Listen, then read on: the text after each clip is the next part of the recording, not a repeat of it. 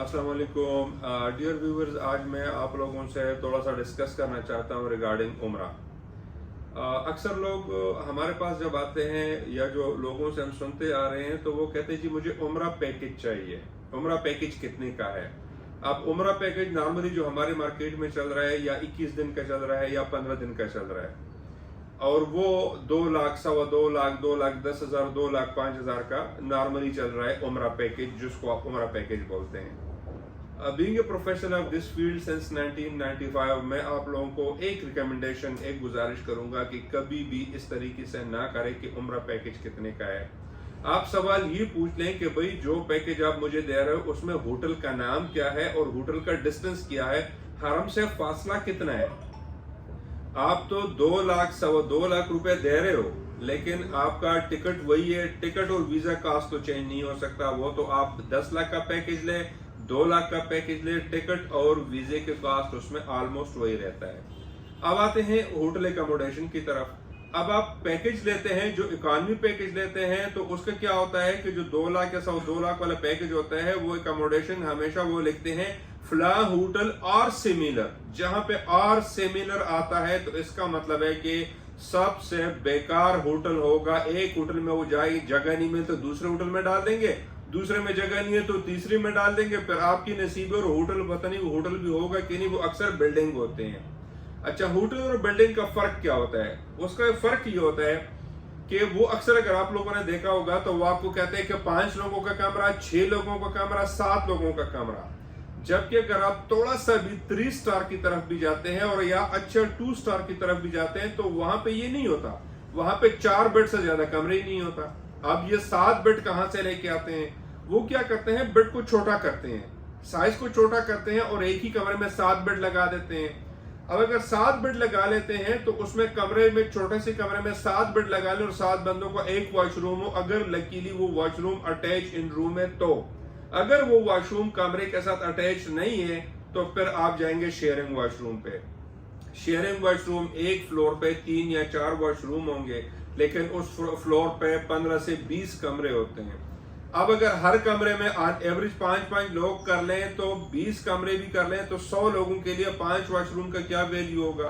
फिर आप हर नमाज के लिए जब भी वजू करेंगे तो आप लाइन में लगे रहेंगे। फिर उसमें अगर कोई बंदा बीमार है, वो बार बार वॉशरूम जा रहा है, तो उसके साथ फिर क्या करेंगे? वो तो उधर हर टाइम जाके वॉशरूम में लाइन में लगा होगा। तो या तो आप लोग वॉशरूम में, आपका एल्डर है जो आपका बड़ा है या जो आपको जिसको प्रॉब्लम है, वो लाइन में लगा रहेगा और मैक्सिमम टाइम उसका लाइनों में गुजर जाएगा।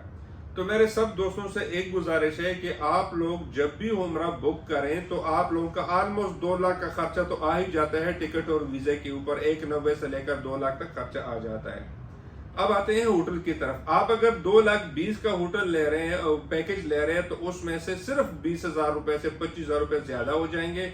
आप उनको कहें जो मुझे होटल का नाम बता दें और उसका डिस्टेंस बता दे, और मुझे सिमिलर नहीं चाहिए। ये नहीं हो कि ये होटल नहीं होगा तो उसमें डाल देंगे, ये बिल्डिंग नहीं होगा तो तीसरी बिल्डिंग में डाल देंगे।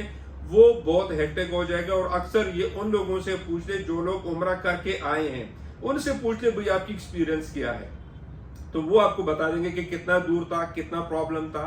तो कोशिश करें कि दोनों जगह मरकजिया के अंदर आपके होटल हो। मरकजिया के अंदर मतलब 500 मीटर के अंदर आधा किलोमीटर आपको इकोनॉमी में बिल्कुल वारा करेगा। और आप लोगों को 15-20 हजार रुपए, 25 हजार रुपए तो महंगा होगा, लेकिन सहूलत होगी, इबादत का मजा आएगा।